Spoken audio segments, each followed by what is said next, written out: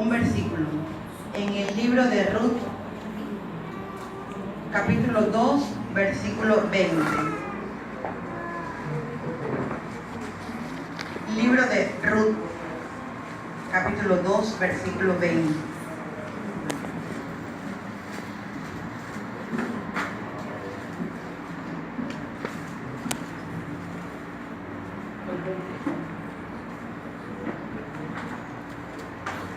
Dice la palabra de Dios. Y dijo Noemí a su nuera: sea él bendito de Jehová, pues que no ha rehusado a los vivos la benevolencia que tuvo para con los que han muerto. Después le dijo Noemí: nuestro pariente es aquel varón, y uno de los que pueden redimirnos. Gracias damos a Dios. Pueden tomar asiento. En esta mañana vamos a hablar de nuestro Redentor cercano. Nuestro pariente Redentor cercano. ¿Amén?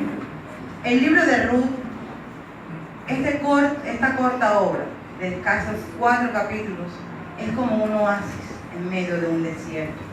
Este libro maravilloso recuerda que en medio de un periodo de turbulencias y de dificultades y de apostasía, de desenfreno en el que se encontraba el pueblo de Dios, podría haber bondad y fidelidad para el Dios de Israel.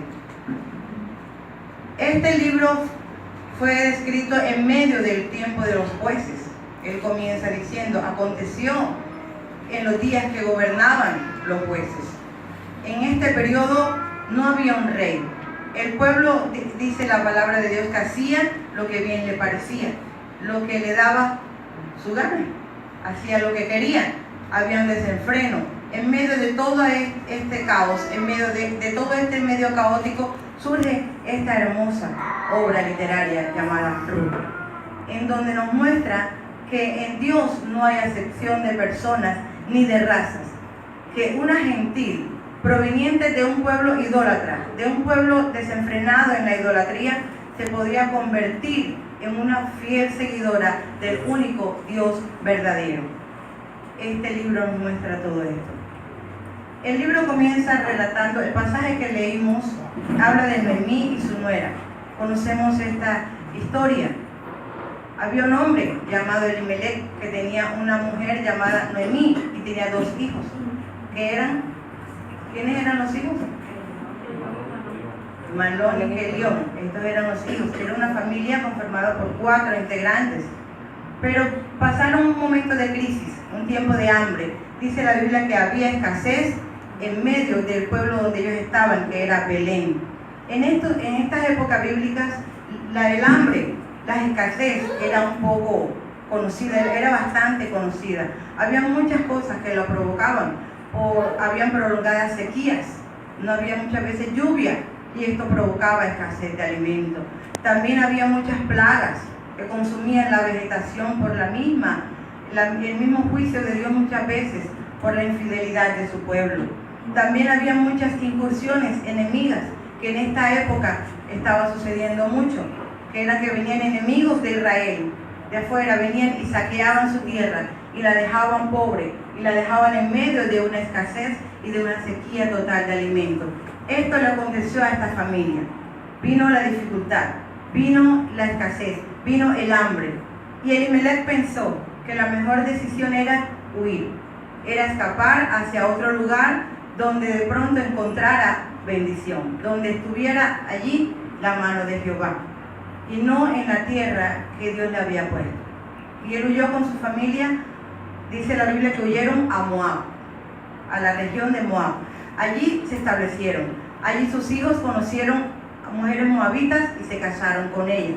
Conocemos la historia de la esposa de sus hijos, Orfa y Ruth, que es la que se menciona en este libro maravilloso. Mujeres moabitas. Pero ¿qué pasó? Que la desgracia vino, allá continuó la desgracia. Acá había escasez. Allá murió el esposo de Noemí. Y murieron sus 2 hijos también, quedando estas 3 mujeres totalmente desamparadas. Ahora no solo tenían escasez de alimentos, ahora les hacía falta la figura de los varones que sostenían de pronto su hogar y su casa. Vino la gracia total. Entonces, ¿qué hizo Noemí? Noemí se regresa a su tierra. Volvió de donde quizás no debieron haber salido, pero todo tenía un propósito divino. Estas mujeres vuelven acá. Noemí, el nombre de Noemí significaba la placentera. El nombre era un significado grato, placentero, agradable. Pero ella vuelve del pueblo, ella vuelve de allá de Moab, con estas dos mujeres moabitas. Entonces ella les dice a ellas, sabemos la historia, ¿verdad? Que le dice: vuélvanse cada una a su casa, a sus dioses, vayan a la casa de sus padres, porque ya yo no tengo nada que ofrecerles. No tengo más hijos. Y si tuviera un hijo, ¿ustedes habrían de esperarlo? Cuando quisiera este hijo crecer, ya ellas serían un par de mujeres mayores y ya no podrían tener descendencia con ellos. Era muy difícil. Ella les intenta desanimar, porque miremos un momento, ellas provenían de Moab y llegaron ahora a Israel, a Belén. ¿Quiénes eran los moabitas? Los moabitas eran un pueblo producto del incesto de Lot con su hija primogénita, con su hija mayor. De allá venían los moabitas. Eran hermanos de los amonitas, también producto del incesto de Lot. Estos moabitas fueron el pueblo que no dejó pasar a Israel cuando Israel estaba en el desierto. Cuando venían atravesando y era necesario que pasaran por esas tierras, mandaron a pedir permiso y estos moabitas no dejaron pasar al pueblo de Israel. No tuvieron misericordia con Israel. Estos mismos moabitas, Dios les ordenó que fueran excluidos de la asamblea hasta la 10ª generación. Estos mismos moabitas, a Dios les prohibió a su pueblo asociarse con ellos, juntarse con ellos. Prohibió a los hijos, a los varones de Israel juntarse con mujeres moabitas. Estos mismos moabitas fue el mismo, acuérdense, cuando el rey de Moab procuró maldecir al pueblo de Israel, cuando acudió a Balaam, que le dijo: maldíceme a este pueblo. Era un constante enemigo del pueblo de Israel. Además, en la época de los jueces, el pueblo de Moab oprimía a Israel. Si miramos en el comienzo de los jueces, en el capítulo 3, Moab oprimió fuertemente el pueblo de Dios. Y Dios levantó un juez llamado Ahod, que fue el que cogió con una daga y empuñó contra el vientre del rey de Moab, Eglón, y le dio muerte. Y así de esta manera pudo librar momentáneamente al pueblo de la mano de Moab. Quizás Noemí pensaba en todo esto y empezó a desanimar a sus nueras. Era poco probable que un hebreo, que un judío, se fijara en estas mujeres. Por todo esto que le dije de manera resumida, eran enemigos acérrimos del pueblo de Dios, Moab e Israel. Entonces no había muchas posibilidades que estas mujeres emparentaran acá, porque no había motivos, estaba prohibido, y intentó desanimarla. Vuélvanse a la casa de sus padres, vuélvanse a la casa de sus dioses. Orfa tomó esa decisión. Orfa se devolvió, pero Ruth no. Ruth se quedó, sabemos que Ruth se quedó con Noemí. Ruth escogió la senda de Noemí. Ruth escogió a Dios, a Jehová Dios como su Dios. En ese momento Ruth dejó atrás su vida pagana. En ese momento Ruth dejó atrás sus dioses, sus creencias, sus costumbres, esas costumbres paganas que tenía el pueblo de Moab, y ahora quiso abrigar la religión del pueblo de Dios. Abrigó a Jehová Dios como su Dios, dejando atrás su antigua vida, y se incorporó ahora a la nación de Israel. Algunos estudiosos, algunos predicadores, algunos maestros asocian de este libro maravilloso un cuadro hermoso, el cuadro de la redención, en donde Noemí la muestran como el Israel desolado, pero no desamparado, en donde Ruth la muestran como el pueblo gentil que abrazó las promesas que venían del pueblo de Israel, y donde Boaz, del que hablaremos más adelante, es el redentor de ese pueblo gentil y también del pueblo de Israel. Entonces, esta Noemí, ¿por qué les decía que desolado, pero no desamparado el pueblo de Israel? Porque muchos, ahora mismo se han levantado muchas doctrinas o sectas o grupos que creen que la iglesia ahora tiene todos los derechos, todos los privilegios y es absoluta dueña de todas las promesas, y que Israel ha quedado atrás y que ahora la iglesia es la que sigue. Esto en ninguna manera puede ser así. Dice la Biblia que Dios escogió a su pueblo como un pueblo especial y le dio las promesas. De Israel vienen las promesas, de ellos viene el Mesías, de ellos viene la ley. Israel fue escogido como luz para los gentiles. Israel fue escogido como un mediador entre los gentiles y Dios. Dios le dijo que iba a ser de ellos un sacerdocio eterno. Es cierto que los judíos le rechazaron. A los suyos vino y los suyos no le recibieron. Pero los que le recibieron les dio la potestad de ser hechos hijos de Dios. Aquí entra a jugar el papel nuestra amada Ruth, donde ella no era lo suyo, ella no era de su pueblo, pero vino a ser parte del pueblo de Dios. Cuando Jesucristo vino, le reconocieron muchos gentiles, pocos judíos y muchos gentiles, porque ellos abrazaron la religión de Dios, ellos abrazaron a Jesús. Pero el pueblo de Israel está allí. La iglesia, nosotros los gentiles somos como un paréntesis, pero ellos son la rama natural y ellos también, ellos serán redimidos también y librados siempre. Nosotros no éramos su pueblo. Dice Pedro en 1 de Pedro capítulo 2 versículo 10 que nosotros en otro tiempo éramos extraños, no éramos su pueblo, pero ahora somos su pueblo. Aquellos que en otro tiempo no habíamos gustado de su misericordia, ahora hemos alcanzado misericordia. Amén. Y que ha acontecido, dice la Biblia en Romanos 11, 25, que a Israel le ha acontecido es un endurecimiento en parte hasta que haya entrado la plenitud de los gentiles. Israel está allí en stand-by, pero Israel es el pueblo de Dios, heredero de las promesas, heredero de la salvación, heredero de la ley. De ellos vino la palabra, de ellos vino nuestro Mesías. Entonces, ahora viene Ruth y abraza al pueblo de Israel. Y ahora la placentera Noemí está en amargura. Cuando ella llega, la reconocieron, pero se extrañaban. Decían, ¿no es esta Noemí? Quizás marcada por la angustia. Ella se fue, dice, me fui llena. Quizás vendió todas sus posesiones y se fue. Se fue llena, pero regresó vacía. Regresó con las manos vacías. No es esta Noemí. A veces uno deja de ver a las personas mucho tiempo, ¿verdad? Algunos conocidos. Y uno lo vuelve a ver y de pronto hay dos opciones. Dice, uy, pero cómo está de bonita. Cómo le ha ido bien en la vida. Pero en otras ocasiones no es esa la impresión que dan. A veces decimos, pero cómo está de vieja, acabada, se nota que no le ha ido bien. Este quizás era el caso de Noemí. Se notaba que no le había ido bien.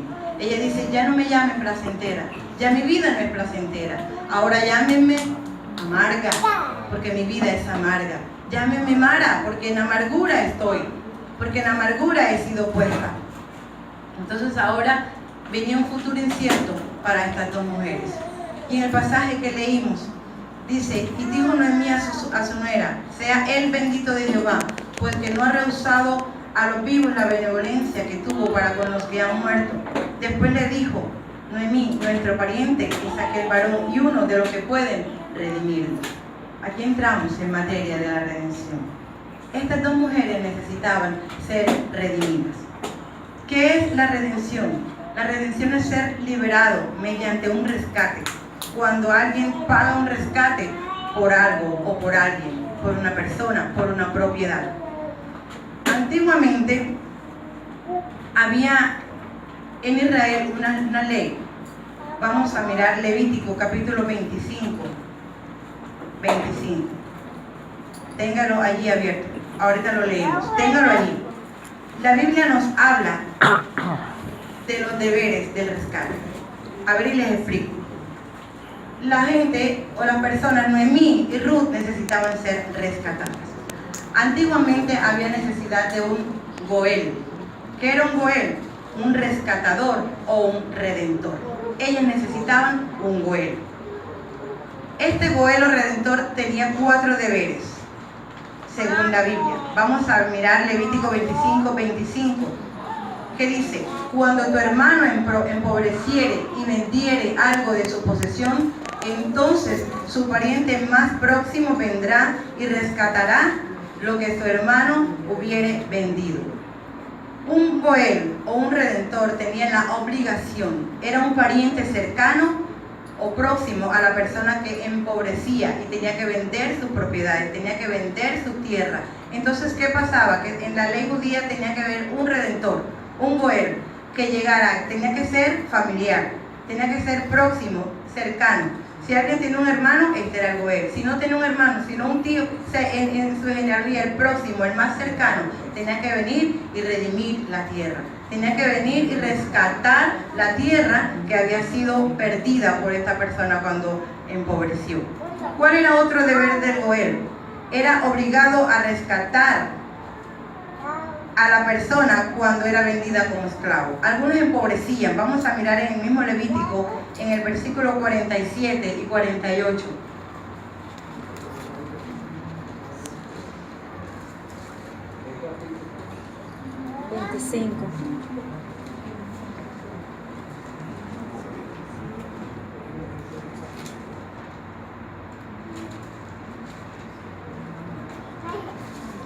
Dice el 47: si el forastero o el extranjero que está contigo se enriqueciere y tu hermano que está junto a él empobreciere y se vendiera el forastero o extranjero que está contigo o a alguno de la familia del extranjero, después que se hubiere vendido, podrá ser rescatado. Uno de sus hermanos lo rescatará, o su tío, o el hijo de su tío lo rescatará, o un pariente cercano de su familia lo rescatará, o si sus medios alcanzaren, él mismo se rescatará.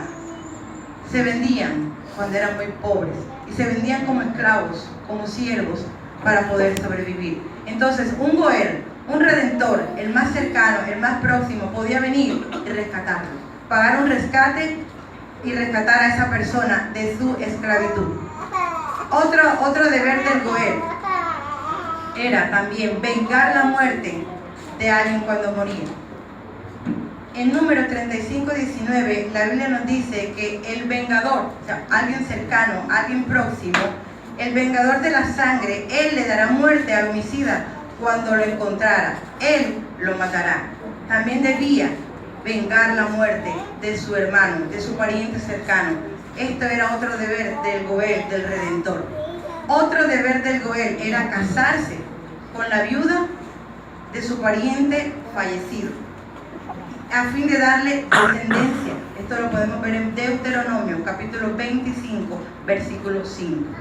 Dice que si dos hermanos vivían juntos, habitaban juntos en el mismo lugar, y resulta que uno de ellos moría, pero no había tenido hijos, no tenía descendencia, entonces su hermano, su pariente más cercano, debía llegarse a su mujer, a la mujer del que había fallecido, y entonces ellos se llegaban y tenían que emparentar, y la descendencia, la primera descendencia, el primer hijo que tenía, venía a ser el nombre del hermano fallecido, para que no perdiera su nombre en el pueblo de Israel, la descendencia de este hombre. Cuando ese hermano que quedaba decía: no, yo no quiero emparentarme con ella, yo no quiero tener mi descendencia, yo quiero tener mi propia descendencia, entonces esta mujer debía ir donde los ancianos, donde la junta, y allí decir: este hombre no quiere traer descendencia a su hermano, y lo llamaban, y él venía y él efectivamente aseguraba: no quiero hacer esto. Entonces, ¿qué hacía? Ella le quitaba el zapato y le escupía en el rostro, como señal de que este hombre no había querido dar descendencia a su hermano. Estos eran los deberes del goel, básicamente estos 4 deberes. Ahora, Ruth y Noemí necesitaban un goel, lo reconocieron. ¿Qué hace Ruth y Noemí? Ruth le dice: déjame que yo vaya a los campos a trabajar, allá a buscar, porque es que no podemos quedarnos aquí muriéndonos de hambre. Y ella va y se encuentra un hombre llamado Booz. Este hombre era muy rico y resulta que este hombre era pariente de Elimelech, del esposo de Noemí. Cuando Noemí sabe que ella está en los campos de Booz, es cuando le dice estas palabras. Le dice: bendito sea Dios, o sea, porque te llevó allá. todo estaba dentro de los planes de Dios. Bendito sea Dios. Nuestro pariente cercano es, y Él puede rescatarnos. Él puede ser ese Goel, Él puede ser ese Redentor que nos saque, que pague el rescate por nosotros y nos saque de la condición en la que estamos.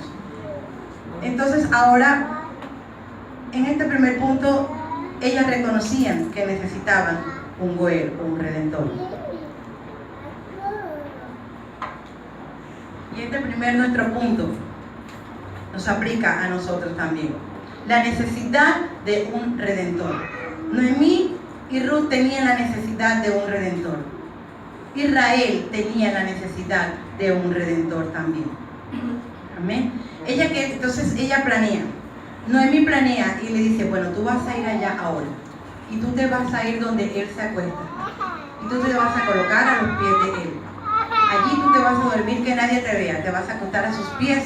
Y empieza a decirle todo lo que ella tenía que decir y tenía que hacer. Porque Noemí conocía perfectamente las tradiciones.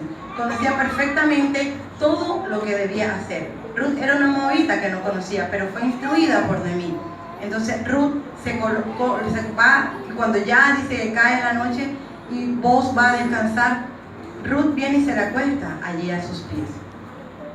Dice la Biblia que cuando este hombre está durmiendo y de pronto en medianoche se recuerda y se encuentra a alguien ahí, una mujer, y él se extraña, porque él se asombra. Imagínense, ¿quién no? Una mujer allí a sus pies, y ella le dice, ¿quién eres? Él le dice, ¿quién eres tú? Ella le dice, yo soy tu sierva Ruth. Extiende tu capa sobre mí. Y le pide casamiento. Ya había sido instruida por Noemí. Noemí le dice, él debe casarse contigo. Él debe redimirte y traer descendencia a mi familia. Y le instruyen todo esto. Este cuadro, de pronto en nuestra época actual, alguna mente retorcida que no tiene el temor de Dios, enseguida empieza a imaginar cosas inmorales. Pero allí Ruth no estaba haciendo nada inmoral.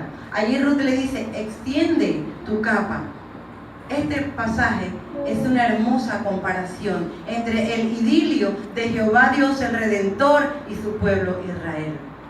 Dice la Biblia en el pasaje que leyó nuestro hermano Jeffrey cuando comenzó el servicio, un pasaje hermoso, en el libro de Ezequiel, en el capítulo 16, desde el versículo 4 hasta el versículo 8, dice, en cuanto a tu nacimiento, el día que naciste no fue cortado tu ombligo, no fuiste lavada con agua para limpiarte, ni fuiste salada con sal, ni fuiste envuelta con faja.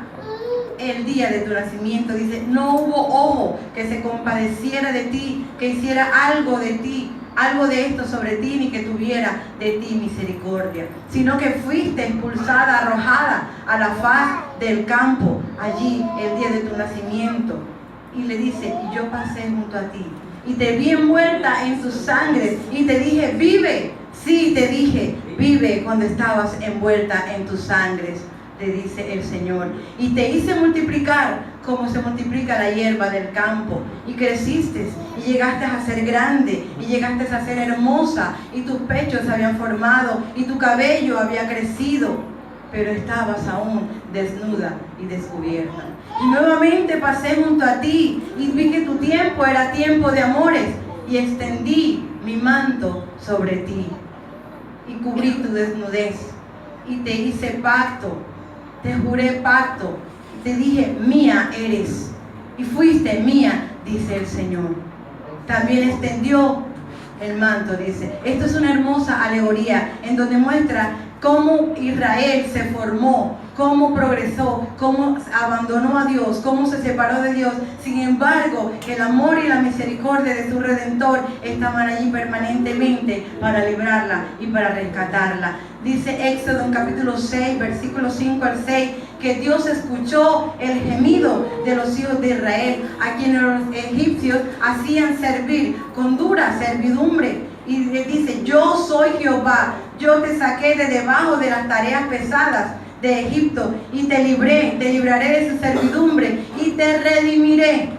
con brazo extendido. Israel necesitaba un redentor. Israel en su nacimiento, en su origen, era un esclavo, era un despreciado, era un desechado por el pueblo de Egipto que lo oprimía, lo esclavizaba, lo tenía allí agobiado. Ese fue su nacimiento.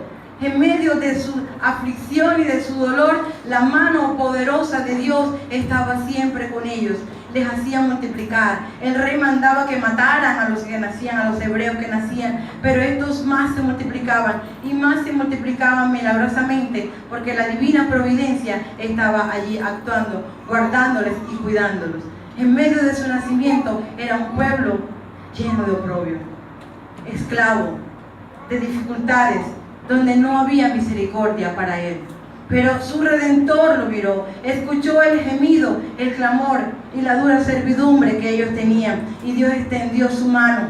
Por eso Dios tiene toda la autoridad, como dice en Isaías, que le dice, así dice, Creador tuyo, oh Jacob, formador tuyo, no temas, porque yo te redimí, yo te puse nombre, mío eres tú.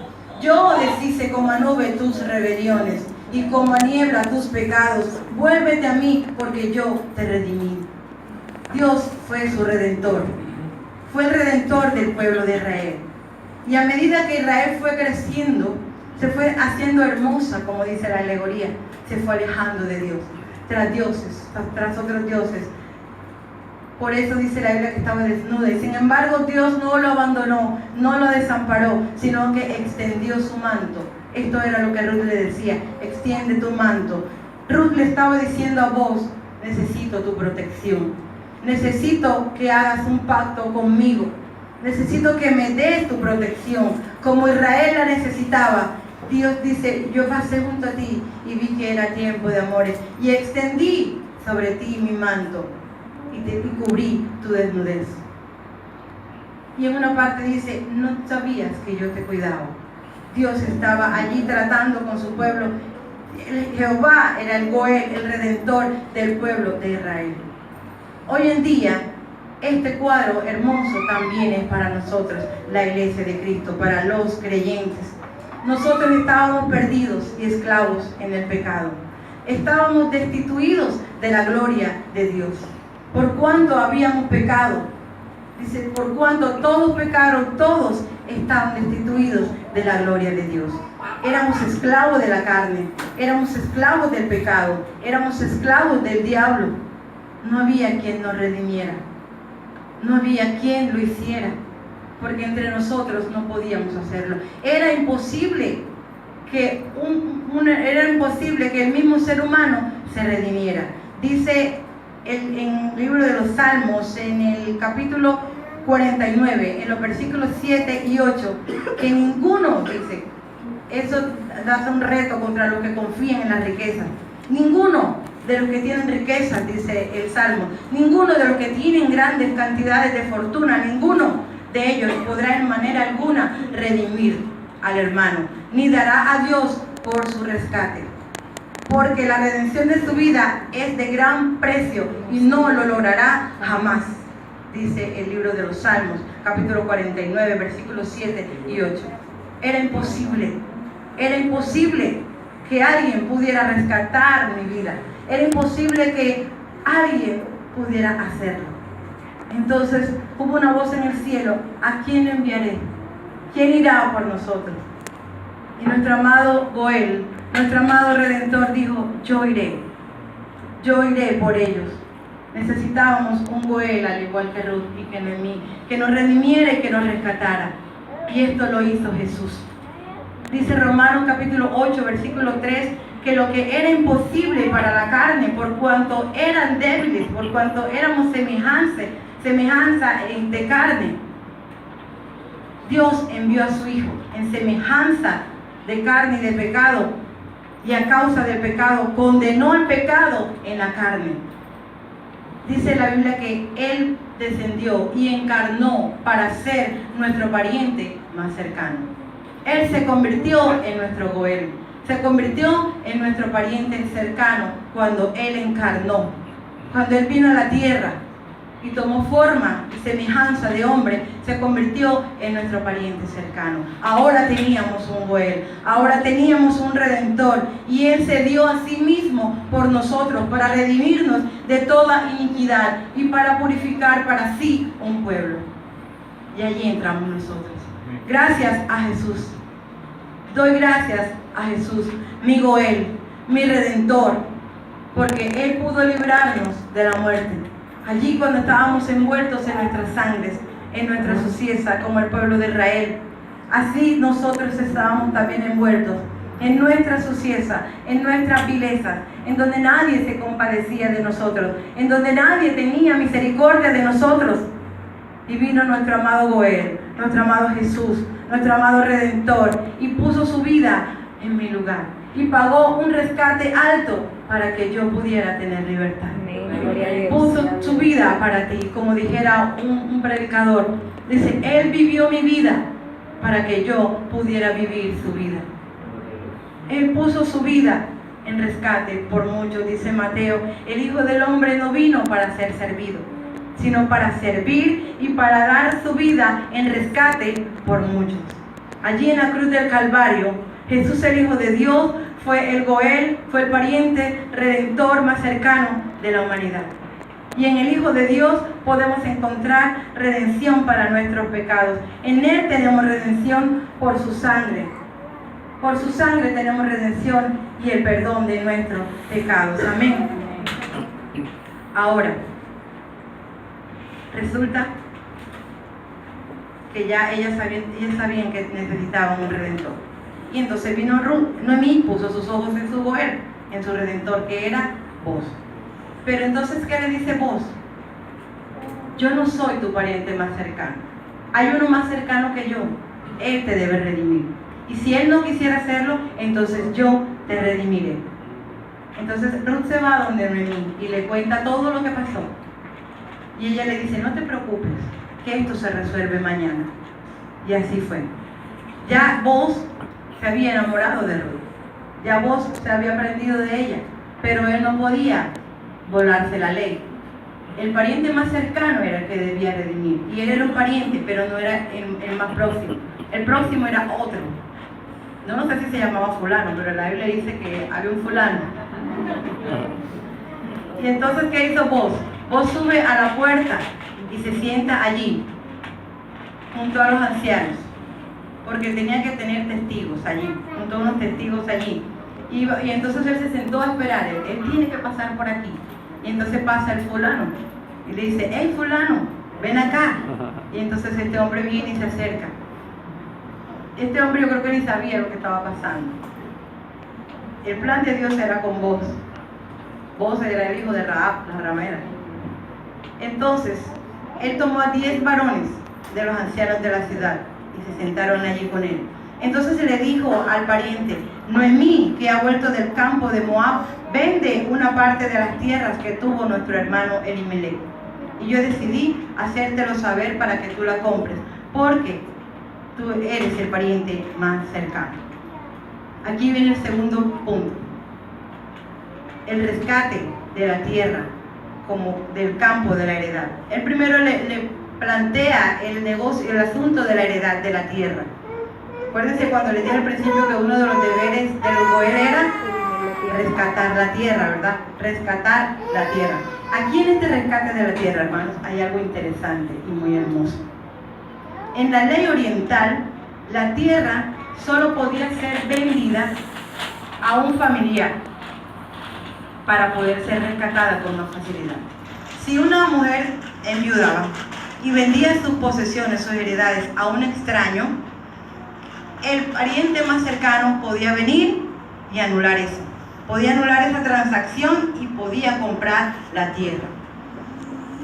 El familiar o redentor tenía que tener algunas características. Uno, como les dije al principio, tenía que ser el pariente próximo, el más cercano. Otro, tenía que estar capacitado para pagar el precio. O sea, porque podía ser el pariente más cercano, pero si estaba peor que ella, no tenía dinero, ¿cómo iba a rescatar? ¿Cómo iba a redimir si no tenía con qué? Tenía que tener la capacidad para poder redimir. Y tercero, tenía que tener la voluntad de hacerlo. Aquí este fulano, que era el pariente más cercano, tenía con qué hacerlo. Seguramente también era rico como vos, porque él dijo, listo, yo redimiré. Apenas él le plantea el asunto, la viuda de Elimelech está vendiendo sus tierras, quiere rescatar su tierra. Este le dice, listo, yo redimiré, o sea, tenía con qué. Pero cuando le plantea el otro asunto que tenía, que también redimir a la viuda, entonces él dice, no, ahí ya no tenía la voluntad, digo, no, hasta aquí llegué yo. Yo no voy a dañar mi descendencia, porque ¿qué sucedía? Que si él redimía las tierras, él rescataba las tierras, las compraba, el primer hijo que tuviera Ruth, le pertenecían esas tierras, porque tenía que dejar nombre y descendencia a su hermano, porque no le pertenecía a él, sino al difunto. Entonces las tierras eran del heredero del difunto. Y este fulano tenía su familia, dice, no sea que se dañe mi descendencia. Entonces él no iba a compartir su heredad con otro, que no era para él, era para el difunto. Entonces él se puso a pensar en todo esto y no, hasta aquí llegué yo. No tenía la voluntad, no reunió todas las condiciones para ser el Redentor. Hasta ahí llegó. Entonces, ¿qué hizo? Se quitó el zapato y lo entregó. Esta era una costumbre judía. Recuerden cuando Dios dice en Josué, el zapato, el pisar firme era una señal. Dice, todo lo que pisare la planta de tus pies será tuyo, te lo he dado. Entonces, el tener allí el zapato, el pisar, significaba posesión. Era poseedor de eso. Pero quitarse el zapato y entregárselo a otro, en ese momento él estaba concediendo el derecho, transfiriendo el derecho a la otra persona. Ya él no podía ir a esa tierra. Ya más adelante no las podía reclamar. No que yo sirva, no quiso. Para eso eran los ancianos, para eso era todo el protocolo. Entonces este hombre no quiso redimir. Esto de la tierra, como les decía ahorita, es algo bastante interesante y bastante bonito. Y vamos a ver por qué. La tierra, cuando se perdía, la hipotecaban o la vendían, ¿qué hacían? Hacían dos copias. Una copia abierta y otra copia era guardada, era sellada. La escribían por dentro, la describían toda la heredad. Tenían que describir todo. Compré esta posesión, esta heredad, con 2 pozos, con 3 pozos, tenía que describir todo, porque había ocasiones en que había una persona que tenía una casa, pero resulta que el pozo no era de ella, porque no lo metieron dentro de la transacción. Entonces todo esto tenían que describirlo dentro del rollo, hacían un rollo y lo describían allí. Y en la parte exterior del rollo hacían brevemente, describían las posesiones, pero ya de manera más breve. Lo escribían por dentro y exteriormente también, por fuera. Era la segunda copia, la envolvían y le ponían 7 sellos, la sellaban allí. Entonces la hipotecaban, la vendían, la guardaban, la ponían en un lugar seguro. Algunas veces la ponían en el templo, es como la notaría de nosotros hoy. Allí la guardaban. Entonces cuando esta mujer viuda, por ejemplo, vendía, hipotecaba, perdía su heredad, podía venir un goel, un redentor, y entonces ya cuando veían que tenía todas las características, era el pariente más cercano, era el más próximo, tenía la capacidad y tenía la voluntad de hacerlo. Cuando se comprobaba que este era el goel redentor para hacerlo, entonces le entregaban el rollo, el que estaba sellado, y él podía abrir los sellos, él podía desatar los sellos y adquirir la propiedad. Esto nos da una enseñanza muy hermosa, hermanos. Recordemos que cuando Dios puso al hombre en el Edén, Dios colocó allí a Adán y a Eva. Dios es el creador del mundo, ¿verdad? La Biblia dice, de Jehová es la tierra y su plenitud, el mundo y los que en él habitan, porque él la fundó sobre los mares y la afirmó sobre los ríos. Y los cielos cuentan la gloria de Dios, el firmamento anuncia la obra de sus manos. Todo lo hizo Dios. Él es el creador de todo, eso está claro. Dios, cuando coloca al hombre en el Edén, Dios le da autoridad. Dios le transmite autoridad al hombre. Dios le dice, fructificaos, multiplicaos, llenad la tierra y sojuzgadla, señoréense sobre las aves, sobre los peces, sobre todas las bestias, De cierta manera, Dios le está heredando al hombre el derecho, la propiedad de la creación, de la tierra, ¿cierto? Dios se lo cedió allí, lo puso a administrar, a que se enseñoreara allí. Pero sabemos la historia. ¿Qué hizo el hombre? El hombre cae, ¿cierto? El hombre peca.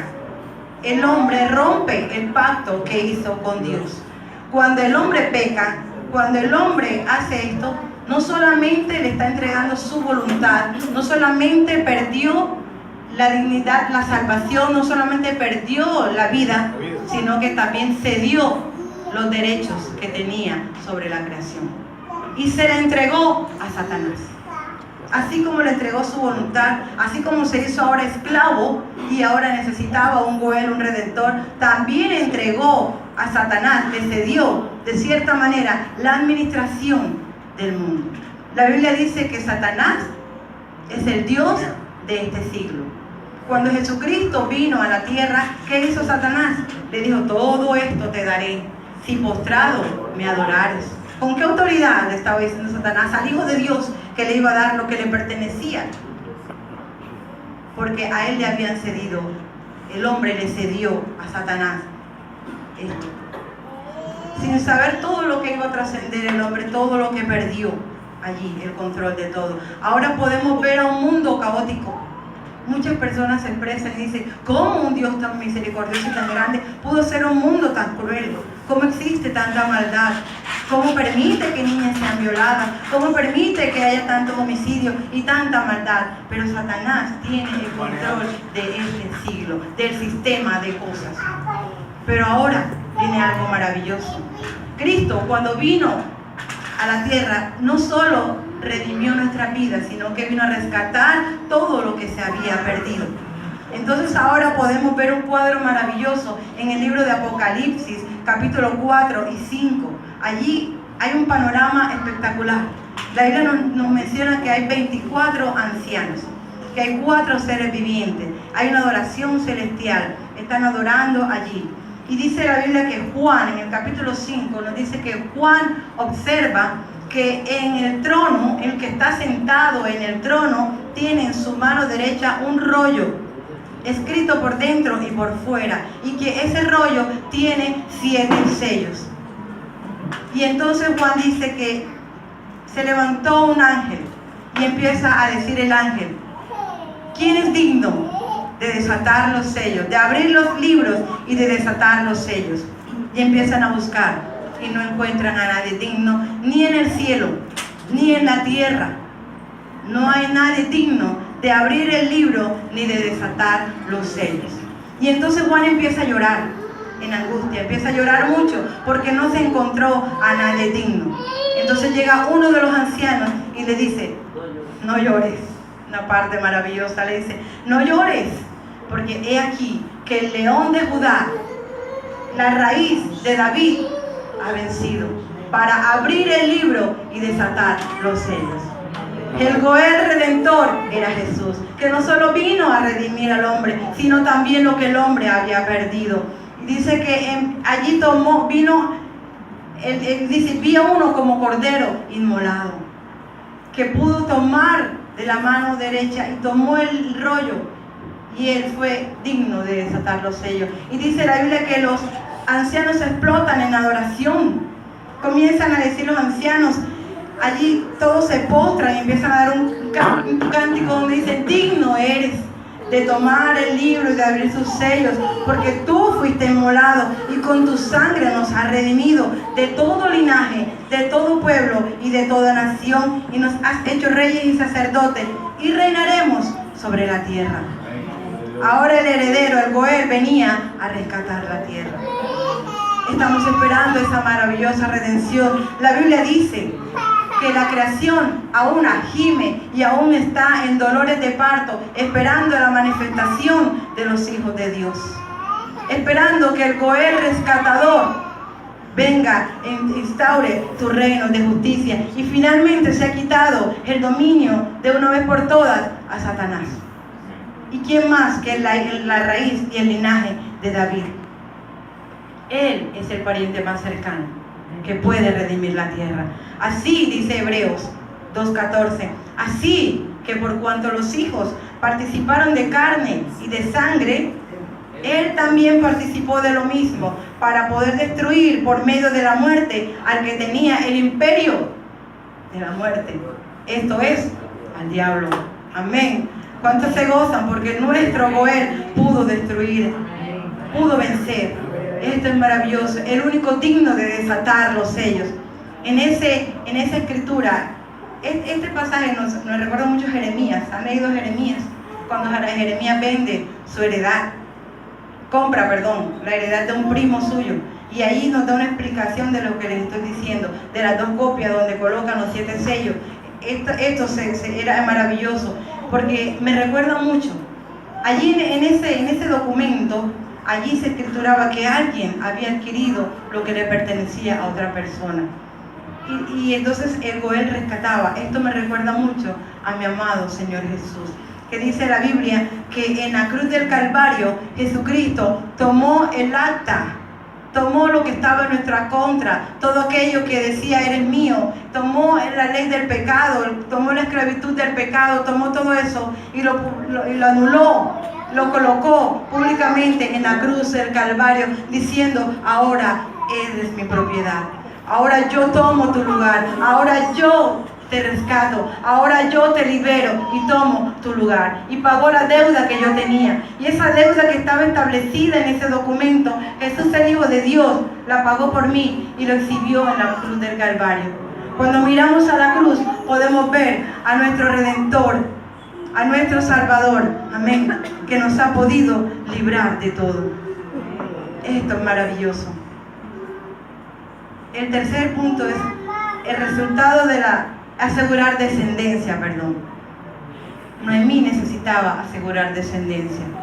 ¿Qué hizo Booz? Como aquel no quiso redimir, entonces Booz redimió. Entonces Booz tomó a Ruth por su mujer y tuvieron un hijo, y su hijo fue Obed. Y allí comienza una historia maravillosa también. Noemí aseguró descendencia, aseguró para sí bendiciones. El resultado de la redención del Goel de Booz trajo maravillosas consecuencias. Hermanos, nosotros tenemos maravillosas consecuencias a través de la redención de Cristo. Una de esas es la liberación del dominio del diablo y de la muerte. Como les dije ahorita, que el Señor quitó el imperio de la muerte al diablo para que nosotros tuviéramos vida y la tuviéramos en abundancia. ¿Qué hizo el Señor?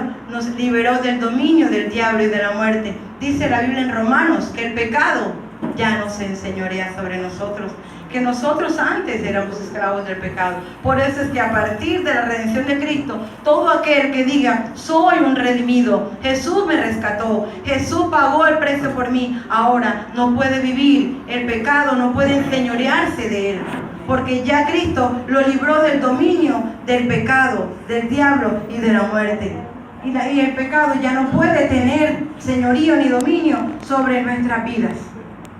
Amén. Y nos libró de la muerte. La redención de Cristo nos trajo como consecuencia que nos libró de la muerte. Dice la Biblia: ¿dónde está muerte tu aguijón? Dijo Pablo en Corintios. ¿Dónde, oh sepulcro, tu victoria? Porque ya no tendrán poder sobre ti. Dice Oseas: de la mano del Seol los redimiré y los libraré de la muerte. Yo seré tu muerte. Sepulcro, yo seré tu victoria. Con la victoria de Cristo, ya la muerte no se enseñorea sobre nosotros. Con la redención de Cristo, ya nosotros podemos tener vida y vida eterna. Amén. Nos reconcilió con Dios también. Dice Colosenses que nosotros éramos extraños. Colosenses 1, capítulo 21, versículo 21 y versículo 22, que nosotros éramos enemigos, éramos extraños, éramos malos, estábamos alejados de Dios, no podíamos tener conciliación con Dios, pero Cristo en su cuerpo y en su carne y por medio de su muerte, entonces nos ha reconciliado para poder presentarnos santos y sin mancha e irreprensibles delante de Él. Esto es gracias a la redención maravillosa de Cristo. Podemos tener el perdón de nuestros pecados. Podemos ser justificados ahora a través de la redención de Cristo. Tenemos innumerables y maravillosas bendiciones y beneficios. Dice Romanos 3:24 que ahora fuimos justificados gratuitamente por su gracia redentora.